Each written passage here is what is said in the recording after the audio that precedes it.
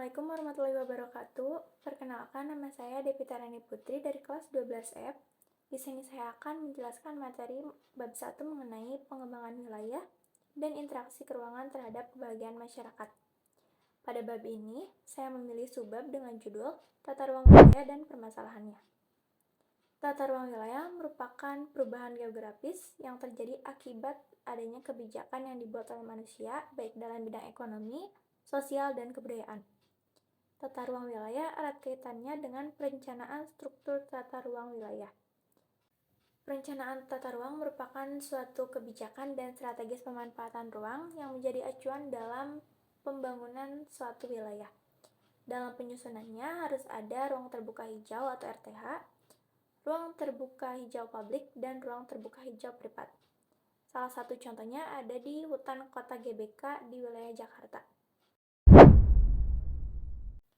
Dalam proporsi wilayah kota secara keseluruhan pada ruang terbuka ada paling sedikit 30%, untuk ruang terbuka hijau publik paling sedikit 20%, dan untuk ruang terbuka hijau privat paling sedikit sekitar 10%.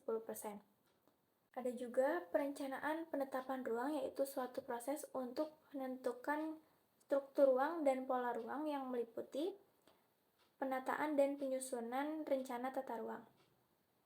Rencana tata ruang ada beberapa jenis, yaitu rencana tata ruang wilayah nasional yang menyediakan penyediaan dalam tingkat nasional, ada rencana tata ruang wilayah provinsi, ada tata ruang rencana wilayah kabupaten atau kota, dan ada juga rencana detail tata ruang yang membangun suatu wilayah secara prioritas. Rencana tata ruang wilayah nasional yang telah dibangun dan diterapkan di Indonesia ada di kawasan strategis nasional di Jabodetabek Punjur atau Jakarta, Bogor, Depok, Tangerang, dan Cianjur. Salah satu rencana tata ruang wilayah secara provinsi ada di wilayah Kalimantan Timur. Salah satu contoh untuk rencana tata ruang wilayah kota ada di kota Surabaya.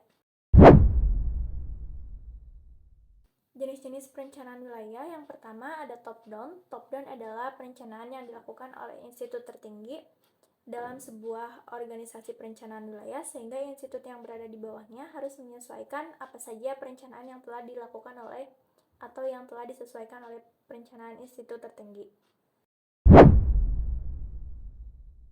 Yang kedua ada bottom-up planning. Bottom-up planning merupakan perencanaan wilayah dengan memperhatikan keberadaan dan kondisi sekitar, serta usulan dari institut yang ada di tingkat bawah.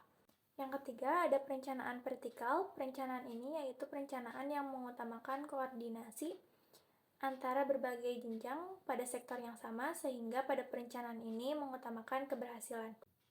Yang keempat ada perencanaan horizontal. Perencanaan ini adalah perencanaan yang menekankan pada berbagai sektor, sehingga setiap sektor dapat berkembang secara sinergi. Permasalahan tata ruang di Indonesia, yang pertama, Indonesia tidak punya perencanaan secara terintegrasi, sehingga muncullah berbagai macam persoalan yang berkaitan dengan pembangunan kota. Yang kedua, konsisten aturan lemah. Yang ketiga, Indonesia kurang mempunyai kemampuan dalam mengantisipasi adanya persoalan-persoalan di masa yang akan datang. Yang keempat, perencanaan tata ruang wilayah lebih didominasi oleh keputusan politik. Dan yang kelima, terjadinya konflik antar sektor seperti pertambangan, pertanian, lingkungan hidup, dan prasarana wilayah. Itu dia penjelasan materi mengenai tata ruang wilayah dan permasalahannya yang dapat saya sampaikan. Mohon maaf apabila ada salah kata. Terima kasih telah menonton sampai akhir. Wassalamualaikum warahmatullahi wabarakatuh.